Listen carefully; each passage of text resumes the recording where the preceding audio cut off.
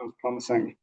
Brilliant, fantastic. Thank you so much for coming out today, and thank you to those at home.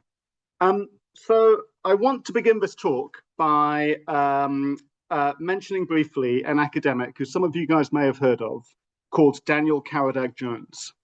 Now, Caradag-Jones was a rising star in Liverpool University's Department of Social Science, which in the 1930s was fast becoming one of the leading centres in Britain for eugenics and racial science. In 1934, with surprising precision, he calculated that there were exactly 74,010 too many people living on Merseyside.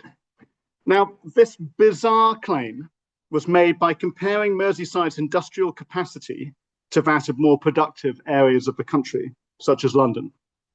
And it was the headline argument of his 3-volume Social Survey of Merseyside, which was this collectively written tract, written during a time of profound economic crisis in Liverpool, perhaps the worst economic crisis in the city's history. In the 1920s and 1930s, Merseyside's unemployment rates rarely fell below 20% and peaked at 28% in 1932.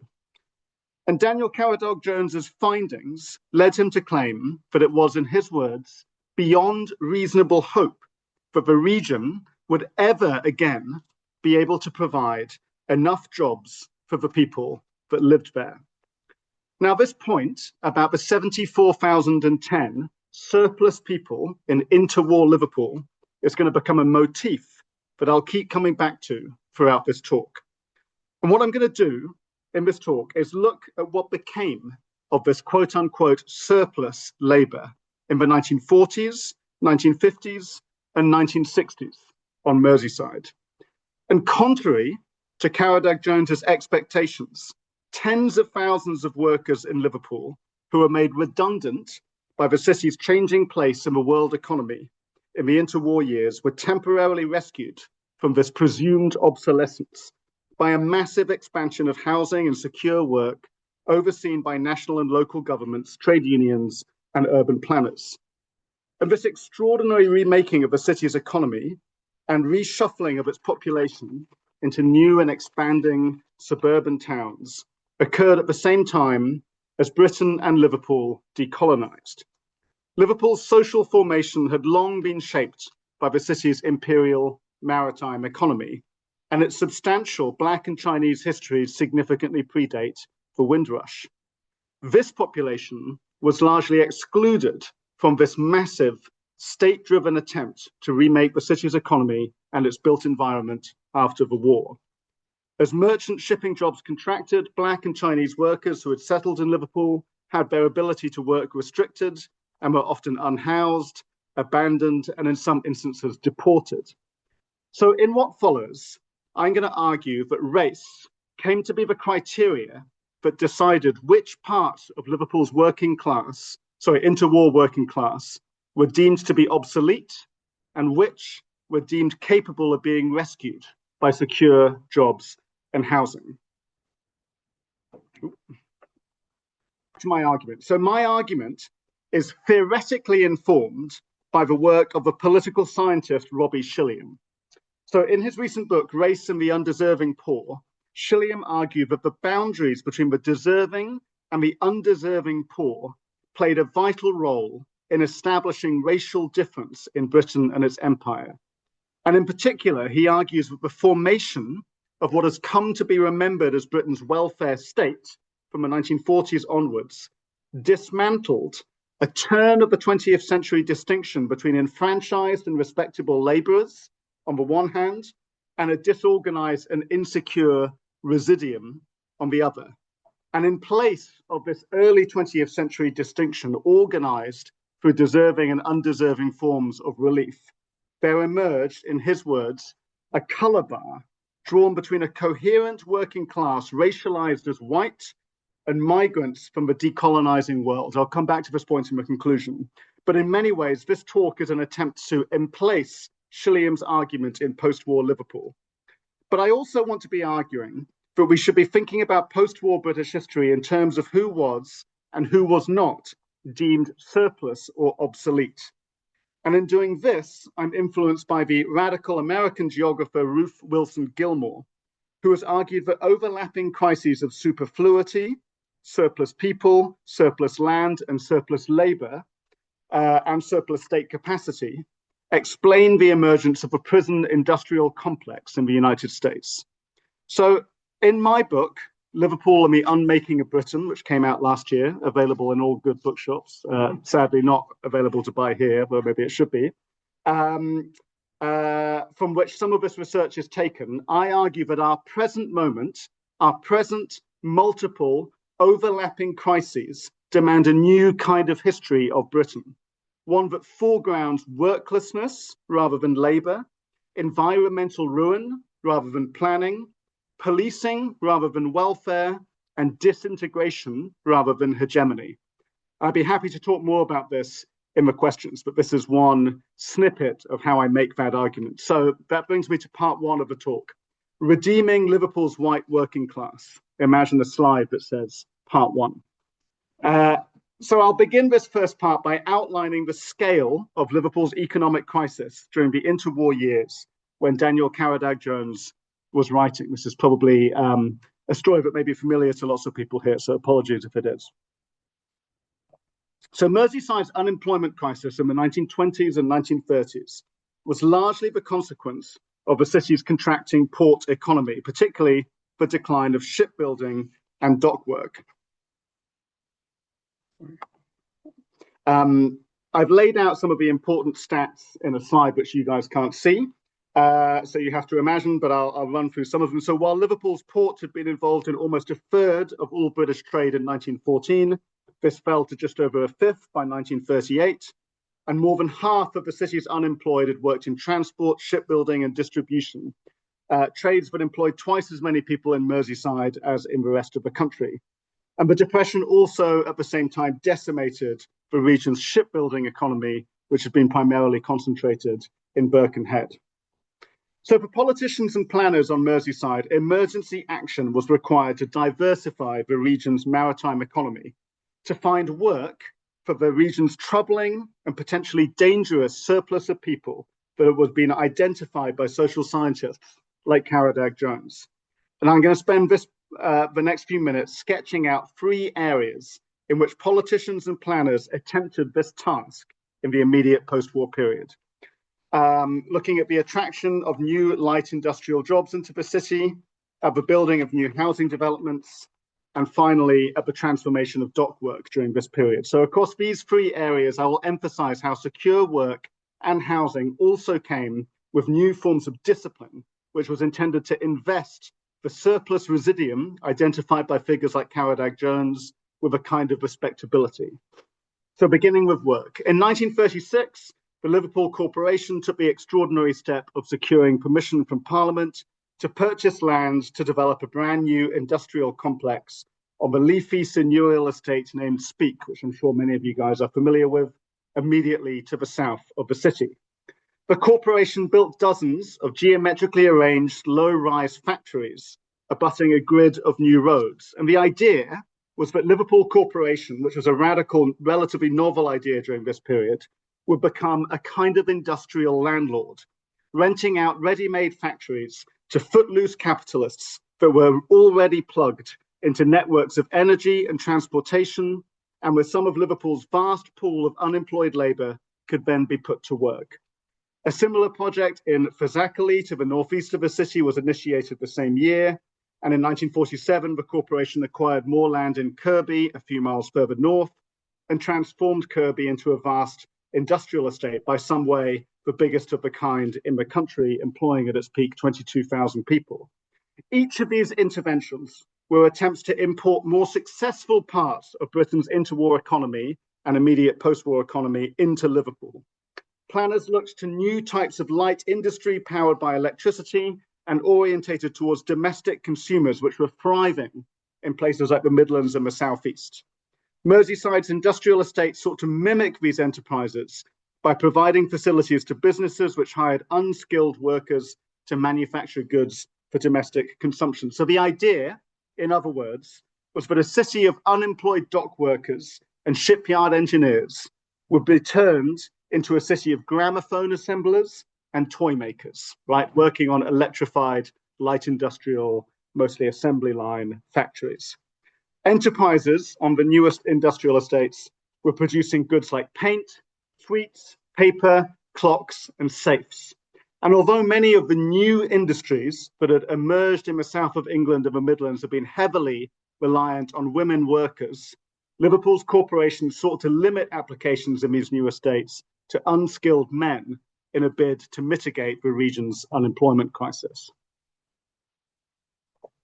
As Liverpool's maritime economy continued to decline in the 1950s and 1960s, state industrial policy at a national rather than a local level, scaled up some of the corporation's early attempts to diversify the city's employment base.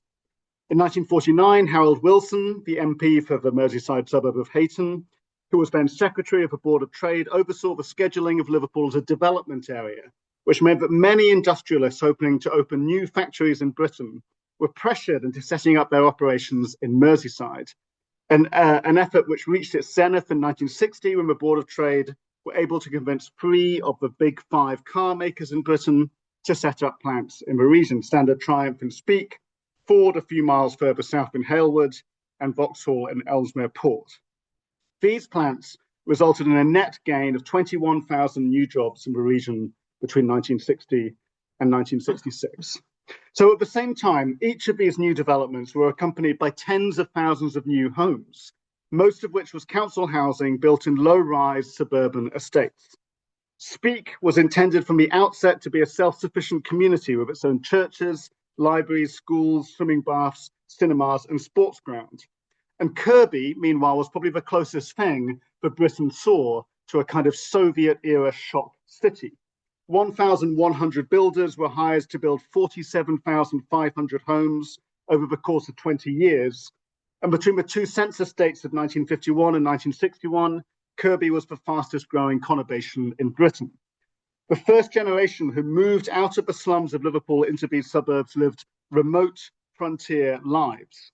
Roads on these estates were unpaved and marked out by wooden planks laid out over mud. Property lines were demarcated by coils of wire. The houses, not yet connected to the electricity grid, were in many instances lit by candles. One interviewee said it was like being sent to outer Mongolia. These developments were blueprints for how underemployed people could be evacuated from crowded slums in Liverpool's central areas and moved into planned new suburbs where they would be given jobs and housing. And after the war, this massive reorganisation of Liverpool's population intensified. The 1944 Merseyside Plan, commissioned by the national government, called for the movement of 250,000 people out of Liverpool and into a constellation of new suburbs and dormitory towns that would radiate outwards from the banks of the Mersey into the interior of Lancashire.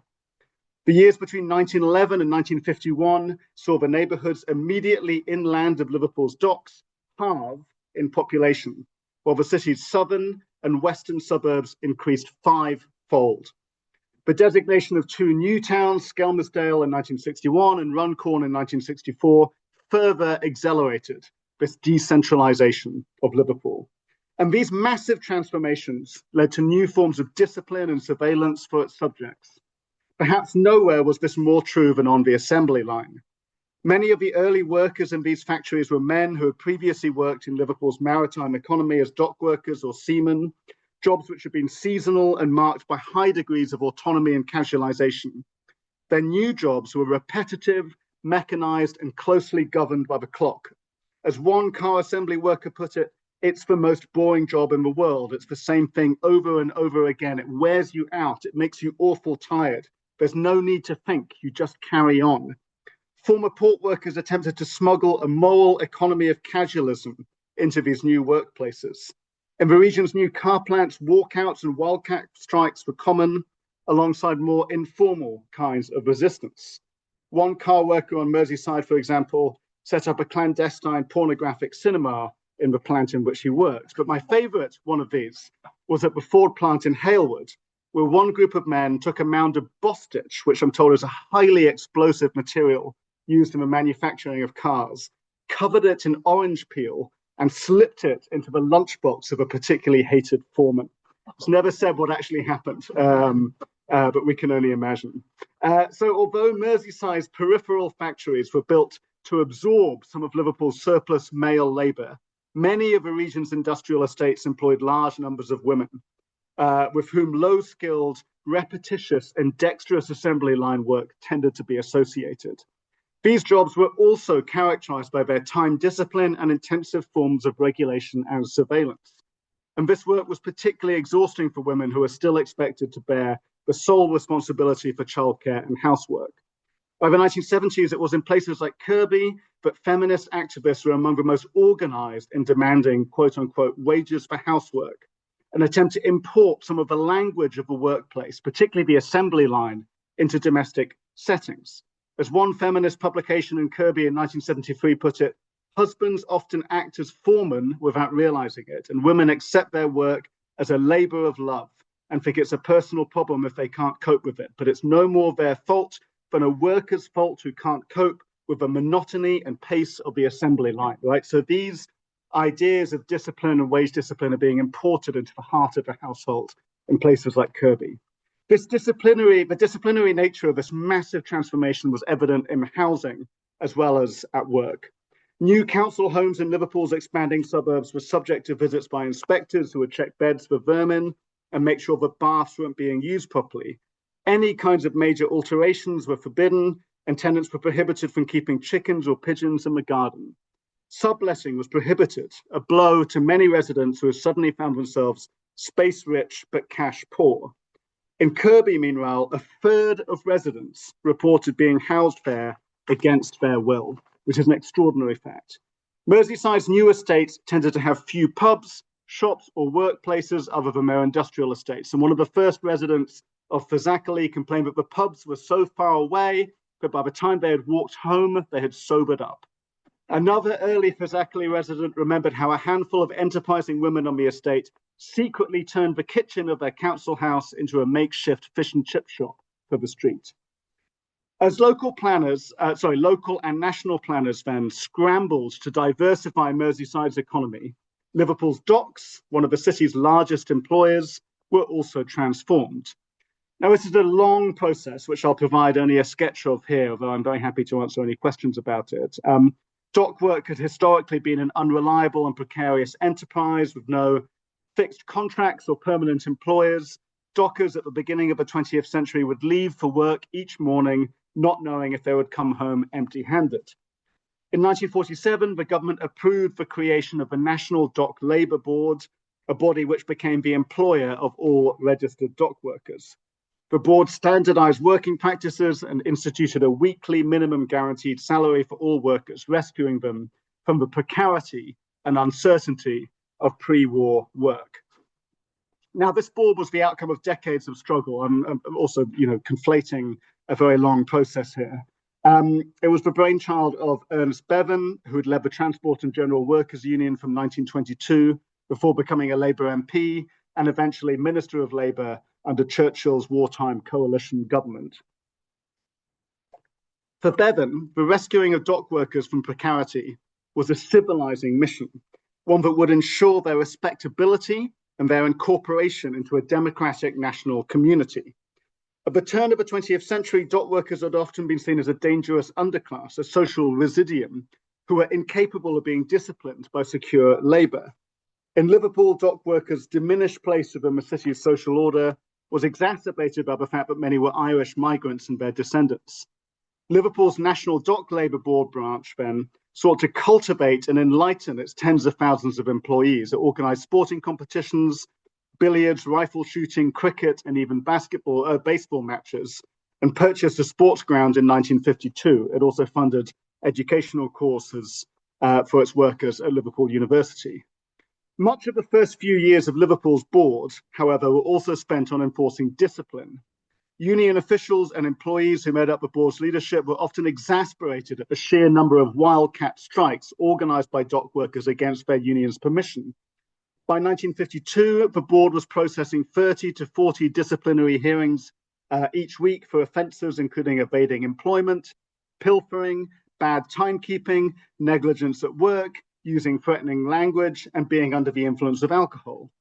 In 1954, 40 workers in Liverpool were disciplined in one day for refusing to work in a rainstorm. And across the country in the early 1950s, a staggering 15,000 dockers, roughly 18% of the total workforce, were appearing annually before disciplinary committees. Okay, so to conclude the first half of the talk, the first half of the story, between the 1930s and the 1960s, large parts of Liverpool's working class were rescued from their presumed obsolescence, right? The obsolescence would have been presumed by Daniel Caradoc Jones, among others. During these decades, Merseyside's creeping decline, already evident in the interwar years, was temporarily offset by a massive state-led reorganisation of its economy and its population. And as Liverpool's imperial maritime economy declined, its centres of employment moved inland. This redemption came with new forms of discipline, as the unemployed or casualised residents of Liverpool's inner city slums, once the nightmare of people like Caradoc Jones, were subjected to the respectable norms of suburban council housing, the time discipline of assembly line work, and for many women, the double shift of domestic and industrial labour.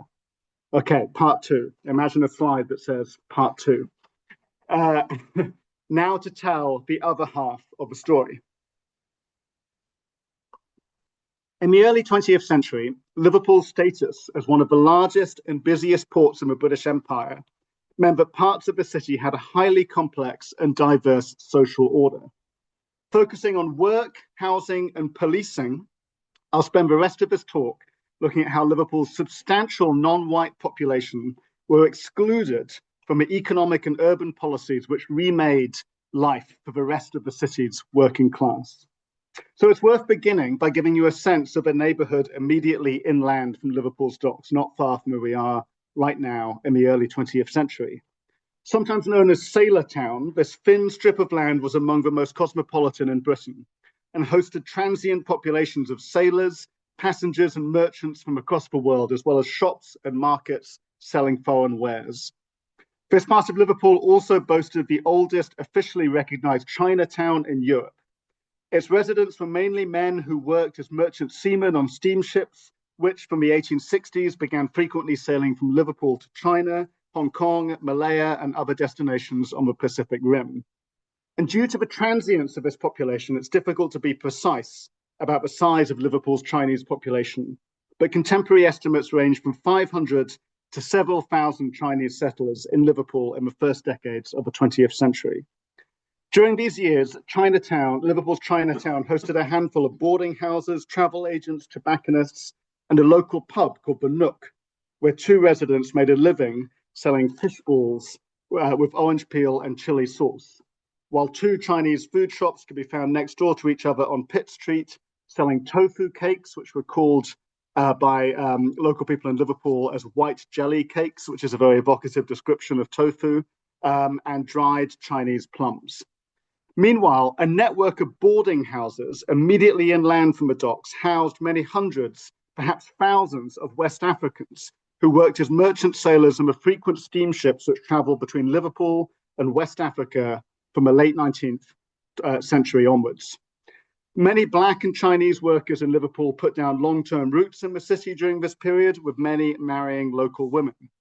The lives of merchant seamen recruited overseas in early 20th century Liverpool were marred by insecurity and violence. Their right to earn a living was severely curtailed by the 1919 Aliens Act and the 1925 Coloured Alien Seamen Order. In 1919, Black sailors in the city were targeted by a white mob, a spate of violence that culminated in the lynching of a Bermudian seaman named Charles Wootton. The number of Black and Chinese settlers in the city expanded, however, during the Second World War, when thousands of Chinese merchant sailors and hundreds of West Indian factory workers were recruited into the city to help with the war effort.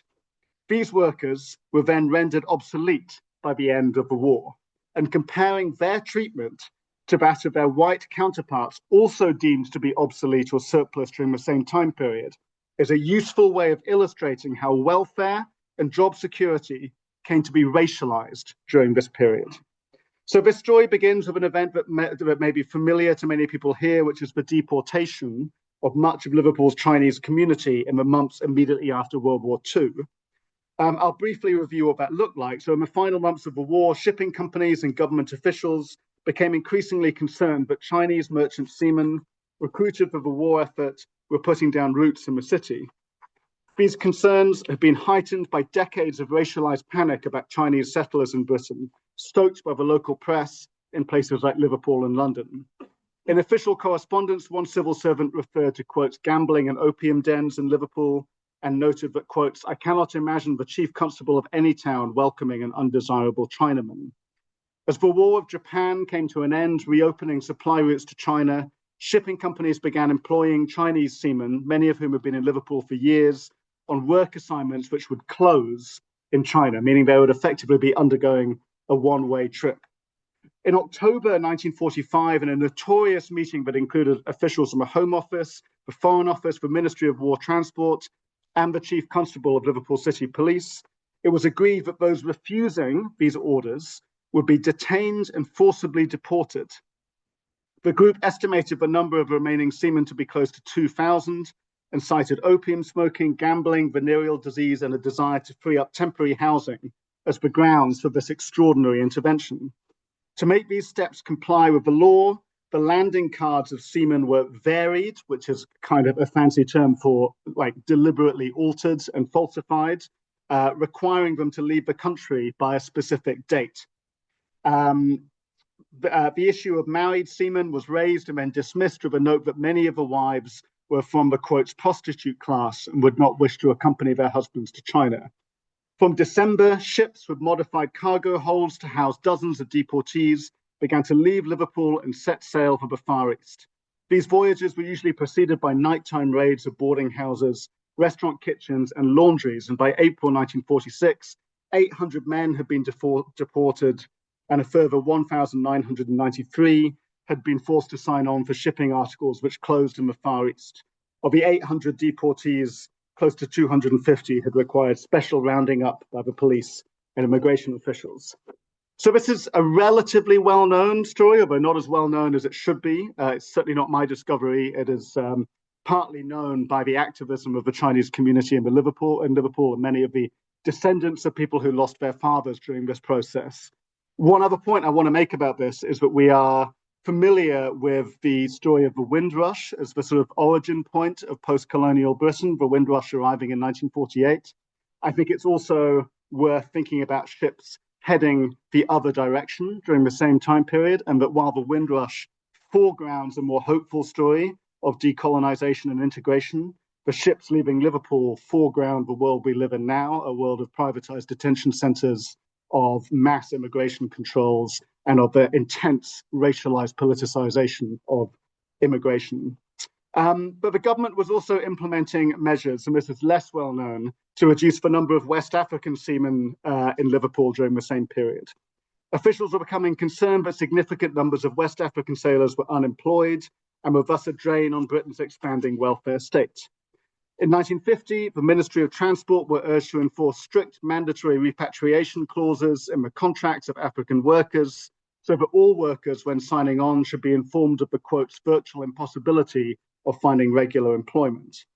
At the same time, the Colonial Welfare Department in Liverpool approved the purging of roughly a quarter of all seamen from the shipping register, depriving them of their source of income with the hope of forcing Black workers into leaving the city. Okay, so while many people of colour were deported from Liverpool in the months and years after the war, those that remained struggled to find secure, stable forms of housing. For Black and Chinese merchant seamen, the main source of shelter was the boarding house, institutions that had semi-official relationships with the shipping companies for whom their residents worked. In Chinatown, it was common for boarding houses to be organised along similar principles to the ships on which the men would work.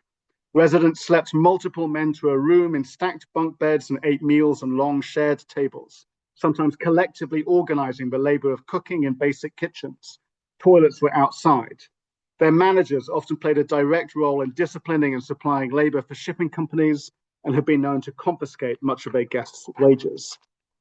In the 1940s and 1950s, the combination of German bombs and slum clearance effectively dismantled the diverse and transient neighbourhoods by Liverpool's docks. And this, coupled with the unravelling of Liverpool's imperial maritime economy, and that the epicenter of black settlement in the city moved to the area now best known as Toxteth, immediately to the south of the city centre. Those who made this migration found themselves at the mercy of the small handful of landlords willing to take non-white tenants. As the wealthier residents of Toxteth moved to the suburbs, houses that had once belonged to prosperous families were bought by enterprising slum landlords and disassembled into multiple flats. By the 1950s, they were riven with thin, hastily built partition walls. Communal kitchens consisting of gas rings were installed in the landings between 2 or 3 apartments. Racialized housing inequality in post-war Liverpool was stubbornly persistent, and by the early 1970s, over half of the houses in the Granby ward of Toxteth still had no hot water, and 2/3 had no bathtub. 10% were overcrowded, compared to a national rate of 1.6%. So this pattern of settlement was shaped by the effective exclusion of non-white residents from the massive slum clearance and council house building programs that had dispersed hundreds of thousands of almost entirely white residents of the city into satellite communities like Speke and Kirby. This exclusion was shaped by local governments, by private developers, and by organized groups of white activists on the ground. And I'll very briefly sketch out what this looked like. I'm getting to the end of this section. So in the 1980s, 2 damning reports authored by the Commission for Racial Equality found evidence of systematic racism in the ways that council housing had been allocated in Liverpool, with people of colour, if they were lucky enough to get on housing lists, being shunted into older, shabbier homes concentrated in places like Toxteth. These reports are filled with accounts from black residents about the different ways that they have been directly or indirectly subjected to racism. Meanwhile, a case heard by the Race Relations Board in 1974 is revealing of the difficulties faced by black people in Liverpool who attempted to move even further afield by purchasing their own suburban homes on the private property market. A young, non-white married couple whose families had lived in Britain for 4 generations attempted to purchase a house in Liverpool's northern suburbs. After securing a mortgage, paying a deposit, and signing their part of the contract, they were declined by the developer, who had concerns that the presence of a black family would mean he would be unable to sell the houses on either side. While their complaint was upheld, it is likely to have been the tip of an iceberg of minor racist infractions, such as the withholding of certain addresses by estate agents to black families, or the denial of mortgages that flew below the radar of the legal system and which curtailed black private homeownership in the city.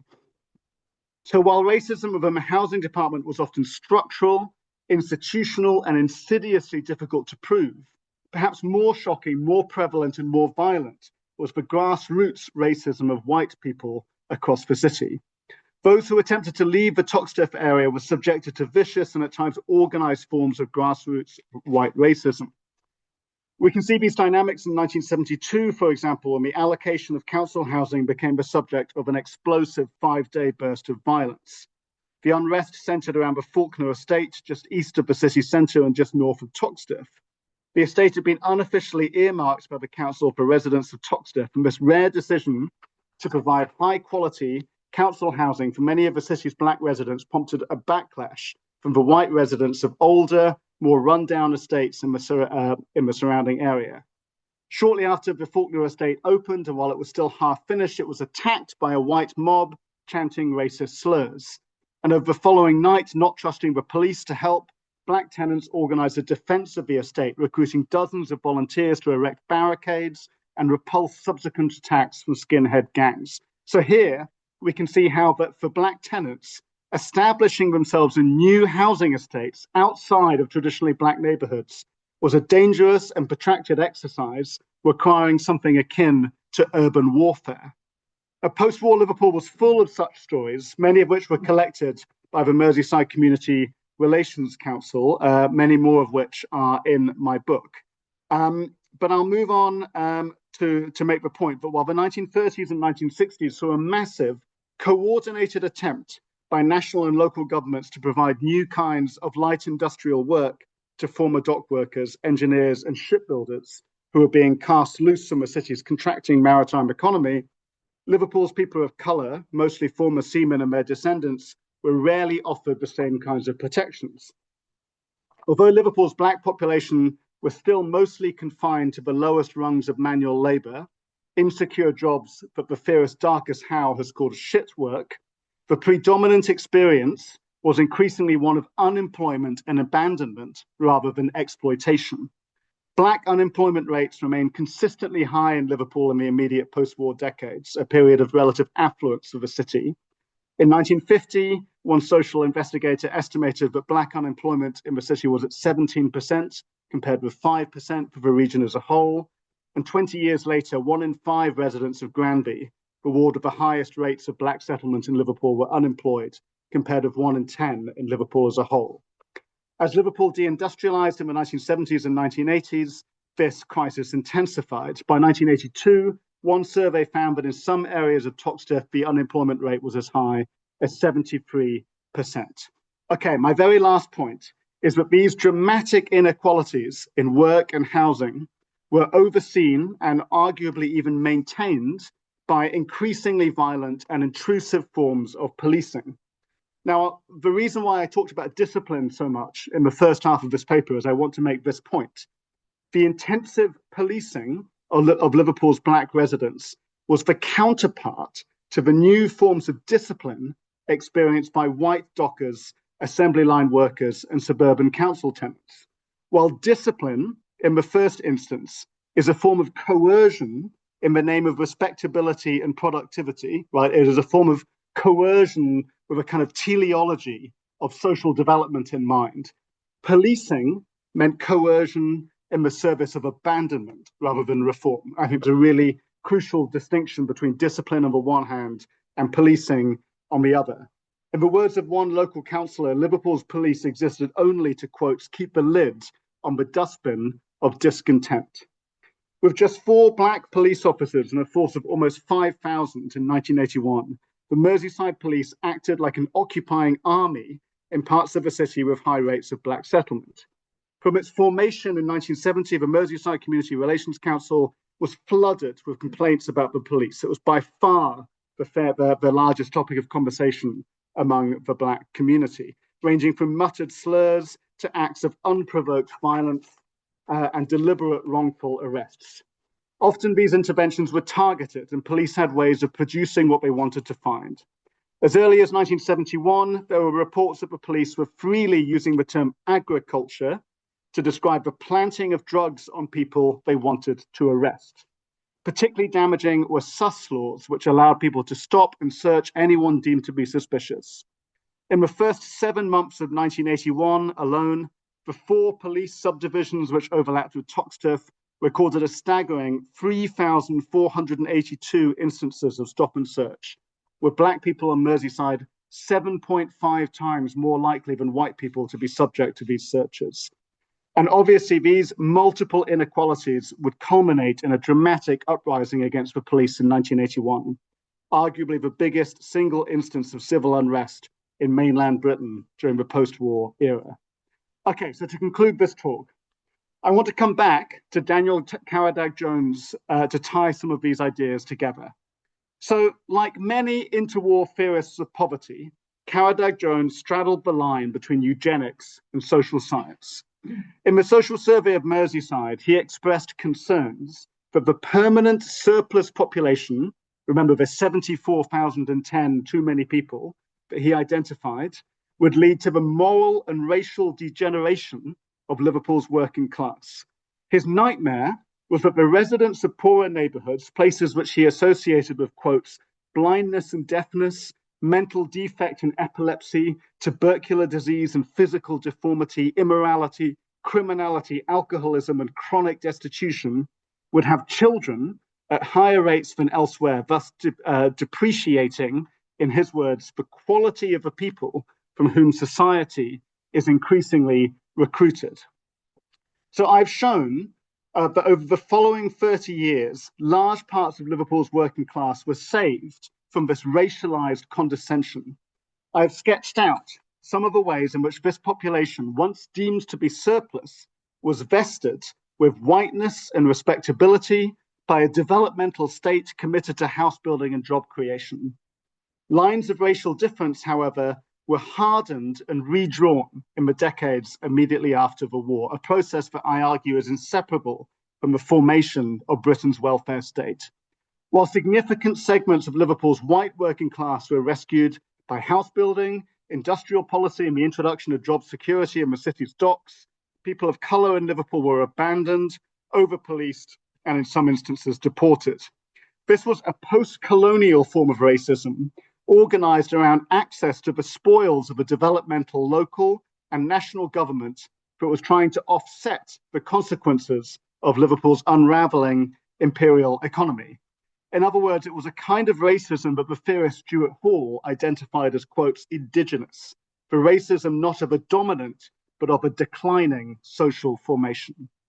The two stories that I've told in this talk, one, a top-down story of urban planning, economic development, and social mobility. The other, a story of decolonization, migration, discrimination, policing, and a battle for civil rights and recognition, often unfold along two different historiographical axes. And I hope to have shown some of the ways that they might fit together. Thank you.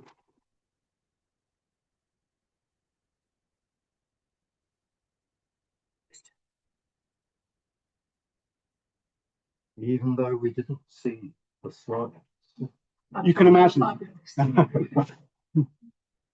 That was fine. Thank you very much. Any questions? Can I start with? Of course. Is the story of Liverpool that you've presented, would you say, unique or an extreme example of developments that we've seen elsewhere? Thinking perhaps of Cardiff. Yeah, absolutely. Should I stand closer to the computer to answer? I don't know if you need me to. Just trying to, no, it's not like just trying to close the recording down if we can. That's great. That gives me more time to think about my answer to the question. Is it